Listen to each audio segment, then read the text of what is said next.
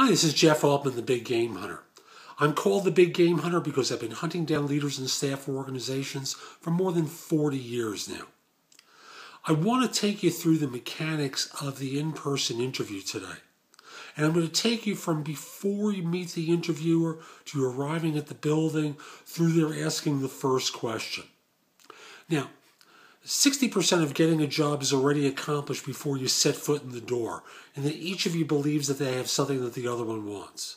From there, 20% is involved with convincing one another what you've been told about each other is true, and then 20% is purely subjective criteria. That is, are you the kind of person that can fit into their organization?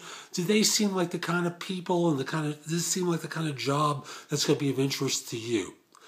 And you each need to get an A in the course.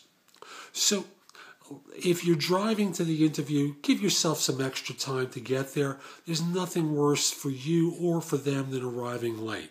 So try to target getting to the building about 15 minutes early. If you're taking a subway or a bus or some other version of public transportation, if you can take a dry run beforehand, that's great. If you can't, just give yourself adequate time to get there a little bit early. Now, if for some reason it's extremely hot or extremely cold, I want you to take the time to warm up your hands if it's cold, or dry your hands of perspiration, dry your forehead and face of any sort of perspiration, because there's nothing worse than shaking hands with a popsicle at the beginning of the interview, or having sweaty palms when you're shaking hands with someone. By getting there a few minutes early, it also gives you a chance to focus on what your objectives are for the interview.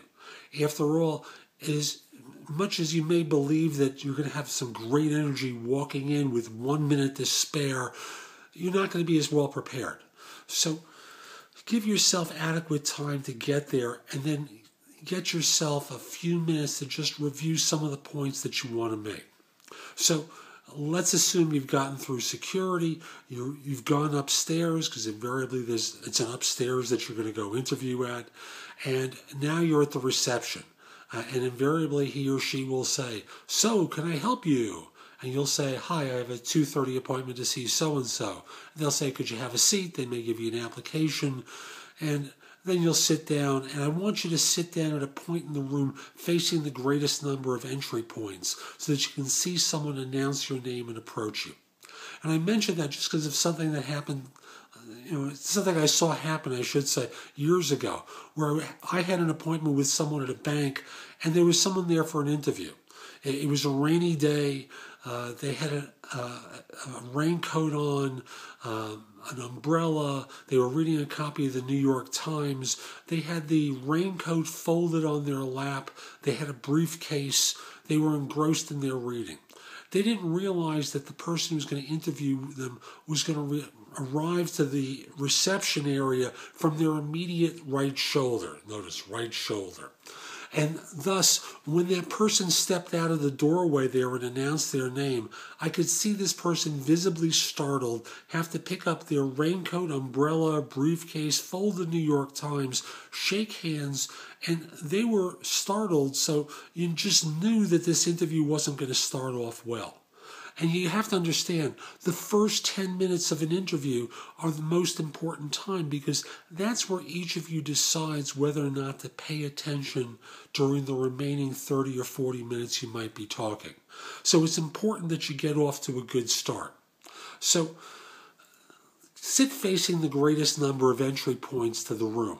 And thus, when someone comes out to greet you, although you may be reading, you'll have adequate time to notice them. Again, don't get so engrossed in the reading that you don't notice someone coming out that might announce your name. And thus be able to be prepared when they announce your name. Now, as soon as they do, walk over and give them a firm handshake. And as soon as you meet them, immediately size them up as a person and deal with them as you presuppose them to be. Are they smart or not? Are they aggressive or not? What are they like as a personality? Are they a friendly individual? Are they a tight person, an aggressive person? What kind of individual are they? And as I said, deal with them as you presuppose them to be. See, most people make the mistake of trying to feel out the interviewer, I should say, in the first 10 minutes. And if you do that, unfortunately, you're going to be paralyzing your personality while you feel out the interviewer. And the mistake here is, as I said, each of you decides within the first 10 minutes whether or not to pay attention for the remainder of the time. And by hiding your personality, there's nothing for them to like. And you want them to like you as a person. Now, as I mentioned earlier, the hardest part of getting a job is accomplished before you arrive. And they're going to be making a snap decision about you, just as you're going to be making about them. And as I said, I want to encourage you to decide what this person's like as soon as you meet them.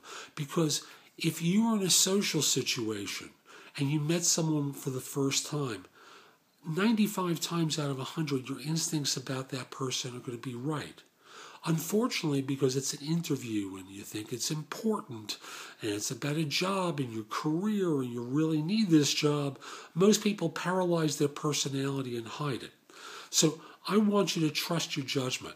After all, if you were at a casino and you knew that you'd win at a craps table 95 times out of 100, you really wouldn't worry about the 5% where you lost. If anything, you might get happy and excited. So I'm going to encourage you to do the same thing. Size them up as a personality and deal with them as you presuppose them to be. Now, they're going to escort you into an interview area. They may sit behind the desk with you on the other side in one of the chairs. Male or female, I want you to sit down comfortably with your arms on the armrests, cross your leg in a position that's comfortable for you. And before they say anything, before they have a chance to ask their first question, what I want you to do is say this to them. Thank you for taking the time to see me today. If you were referred by a recruiter, you say something like, I spoke with Jeff Altman about this role and he gave me a brief description, but I want to get your take on the job. Could you tell me about the role as you see it and what I can do to help? If you were referred by a friend or you answered an ad, well, a friend, you mentioned their name. If you saw an ad, you might just start by saying, I remember the position description I saw advertised and it seemed interesting, but I want to get your take on the role. Could you tell me about the position as you see it and what I can do to help? Now, the reason I suggest this is real simple. Most of the time, an interview is like karate. They ask you a question, you reply. They start by saying, tell me about yourself, you do that. They go into more depth, you answer. Eventually they get to the point where they say, so do you have any questions for us? You say, tell me about the job. They do that, you say, it sounds great, terrific, we'll get back to you. But by asking this type of question at the beginning, you're getting information about the job at the beginning of the interview where you could use it. And I say use it because I want you to answer questions based upon what they tell you. See, I don't want you to just talk about what you've done. I want you to talk about what you've done in the context of what they're looking for. So instead of just simply droning on and on about things they don't care about, I want you to focus in like a laser on the points that matter. So this is Jeff Altman. I've taken you through the beginning of the interview, through the first question. Hope you found this helpful. If you did, come over to my website, which is jeffaltman.com, and sign up for a complimentary subscription to my e-zine, which is called No BS Job Search Advice. It has lots of advice for job hunters, and it's published every Tuesday. While you're at the site, you can read some of the previous articles I've written for it, watch other videos. You can also post your resume to many, many job boards there. Use the easy to work with career builder links. Engage with Job Search Universe, the search engine that'll allow you to search thousands of sites concurrently. Find out about my books and guides to job hunting, as well as other people's books that are about job hunting that are also available on Amazon. So, again, I hope you found this helpful. This is Jeff Altman. Hope you have a great day.